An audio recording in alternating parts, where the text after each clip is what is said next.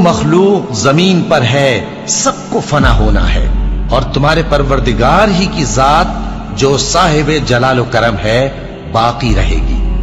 تو تم اپنے پروردگار کی کون کون سی نعمت کو جھٹلاؤ گے؟ شروع اللہ کا نام لے کر جو بڑا مہربان نہایت رحم والا ہے۔ وہ جو نہایت مہربان ہے، اسی نے قرآن کی تعلیم فرمائی، اسی نے انسان کو پیدا کیا، اسی نے اس کو بولنا سکھایا۔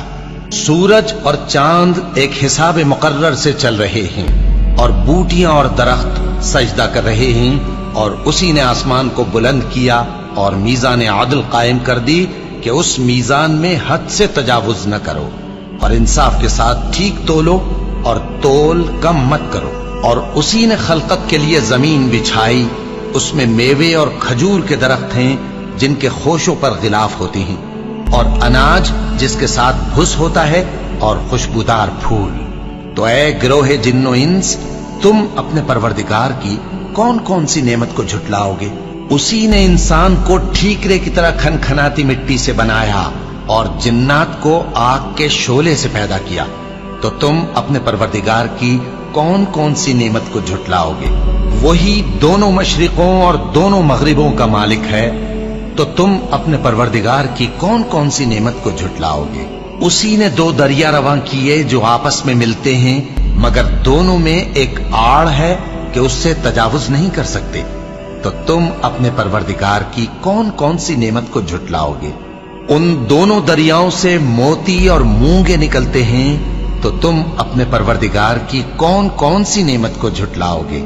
اور جہاز بھی اسی کے ہیں جو سمندر میں پہاڑوں کی طرح اونچے کھڑے ہوتے ہیں، تو تم اپنے پروردگار کی کون کون سی نعمت کو جھٹلاؤ گے؟ جو مخلوق زمین پر ہے سب کو فنا ہونا ہے، اور تمہارے پروردگار ہی کی ذات جو صاحب جلال و کرم ہے باقی رہے گی۔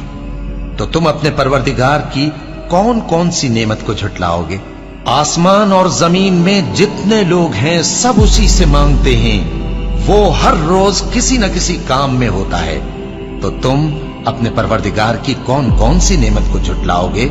اے دونوں جماعتوں، ہم ان قریب تمہاری طرف متوجہ ہوتے ہیں، تو تم اپنے پروردگار کی کون کون سی نعمت کو جھٹلاؤ گے؟ اے گروہ جن و انس، اگر تمہیں قدرت ہو کہ آسمان اور زمین کے کناروں سے نکل جاؤ تو نکل جاؤ، اور زور کے سوا تو تم نکل سکنے ہی کہ نہیں، تو تم اپنے پروردگار کی کون کون سی نعمت کو جھٹلاؤ گے؟ تم پر آگ کے شعلے صاف اور دھواں ملے چھوڑ دیے جائیں گے، تو پھر تم ان کا مقابلہ نہ کر سکو گے۔ تو تم اپنے پروردگار کی کون کون سی نعمت کو جھٹلاؤ گے؟ پھر جب آسمان پھٹ کر تیل کی تلچھٹ کی طرح گلابی ہو جائے گا تو وہ کیسا ہولناک دن ہوگا۔ تو تم اپنے پروردگار کی کون کون سی نعمت کو جھٹلاؤ گے؟ تو اس روز نہ تو کسی انسان سے اس کے گناہوں کے بارے میں پرسش کی جائے گی اور نہ کسی جن سے۔ تو تم اپنے پروردگار کی کون کون سی نعمت کو جھٹلاؤ گے؟ گناہگار اپنے چہرے ہی سے پہچان لیے جائیں گے، تو پیشانی کے بالوں اور پاؤں سے پکڑ لیے جائیں گے۔ تو تم اپنے پروردگار کی کون کون سی نعمت کو جھٹلاؤ گے؟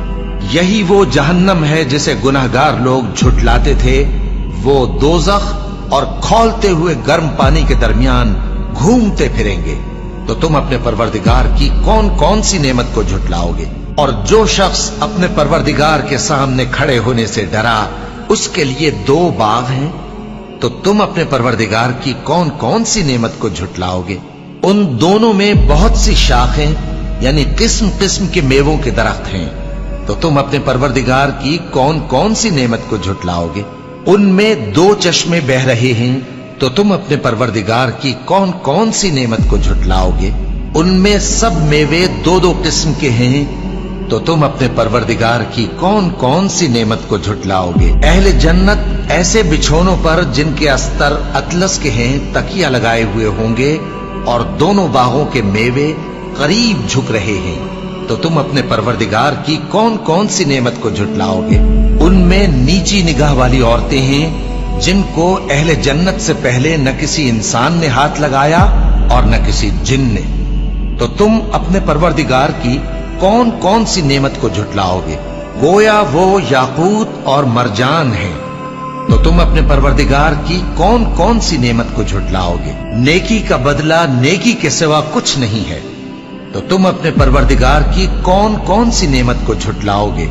और उन बागों के अलावा 2 बाग और हैं, तो तुम अपने परवरदिगार की कौन कौन सी नेमत को झुटलाओगे।